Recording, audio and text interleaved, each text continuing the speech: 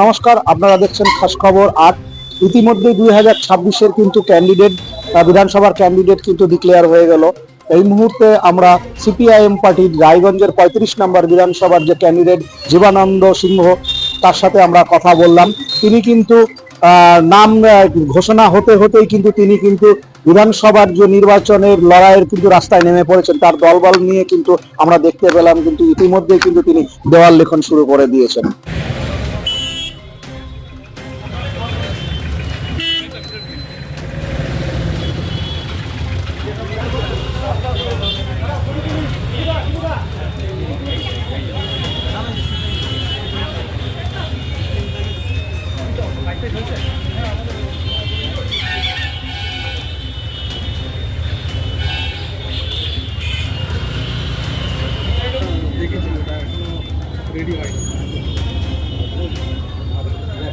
তার সাথে কথা বলে নেওয়ার সাথে সাথে তিনি কিন্তু বললেন যে শিক্ষিত সমাজ বেকার বসে আছে, তাদের কিন্তু কর্মসংস্থান মেন দায়িত্ব, কিন্তু সেটা নিয়ে কিন্তু তিনি প্রচার করবেন। 100 দিনের কৃষিকাজ যেটা বন্ধ হয়ে আছে, সেই কৃষিকাজ নিয়েও কিন্তু কৃষকদের নিয়েও কিন্তু কথা বললেন। আগামী দিনে আমরা দেখব আরো প্রচারে কি তিনি এজেন্ডা নিয়ে প্রচার করেন বা কি বৃত্তান্ত আমরা দেখতে থাকবো। দেখুন, দীর্ঘদিন ধরে রায়গঞ্জে সিপিএম এর প্রার্থী আমাদের প্রতীকে আমরা লড়তে পারছিলাম না। আমরা প্রার্থী ঘোষণা আগের থেকেই রায়গঞ্জে বিভিন্ন কর্মী সমর্থক আমাদের পার্টির কর্মীরা কিন্তু নেমে গেছিল। প্রার্থী যেই হোক না কেন, আমরা এবার সিপিএম প্রতীকে লড়তে পারবো, এটাই আমাদের কাছে বড় পাওনা। আমাদের সমস্ত কর্মী সমর্থক কিন্তু লড়াইয়ের জন্য তৈরি হয়ে আছে। আপনারা বিশেষত কোন কোন বিষয়গুলোকে লক্ষ্য রেখে আগামী নির্বাচনকে পরিকল্পনা করছেন?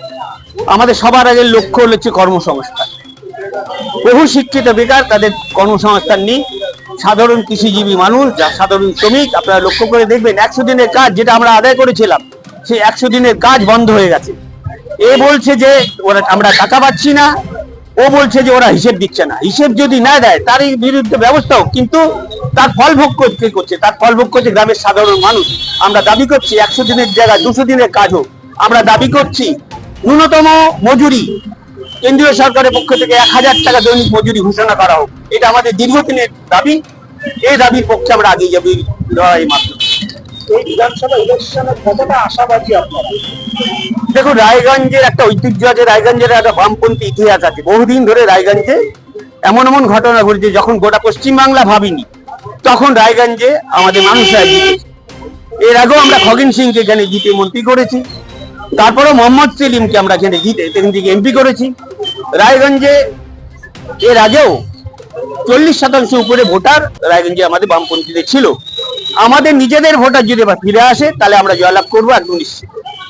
রাজ্য সরকারের এত প্রকল্প চলছে, যুবশ্রী, কন্যাশ্রী, যেগুলো নিয়ে লোকের মধ্যে একটা আবেগও চলছে, যেটা আমরা দেখতে পাচ্ছি, সেই জায়গাটাতে দাঁড়িয়ে কতটা আপনারা মনে করছেন ফাইট করতে পারবেন? দেখুন, অবশ্যই রাজ্য সরকার যে প্রকল্পগুলো সাধারণ মানুষের জন্য করছে, কখনই তার বিরুদ্ধে আমরা না। কিন্তু রাজ্য সরকারের যেটা আমরা মনে করি যেটা উচিত ছিল, যে যে প্রকল্পগুলো হচ্ছে সঠিক গরিব মানুষ তাদের কাছে প্রকল্প সহায়তা দেয়া, একেবারে সবাইকে এই প্রকল্প দিয়ে তাহলে এই প্রকল্প সহায়তাগুলো আরো বাড়তি দেওয়া যেত, মানুষের গরিব মানুষের আরো বেশি সহযোগিতা করা যেত। এটা সাধারণ মানুষও বোঝে।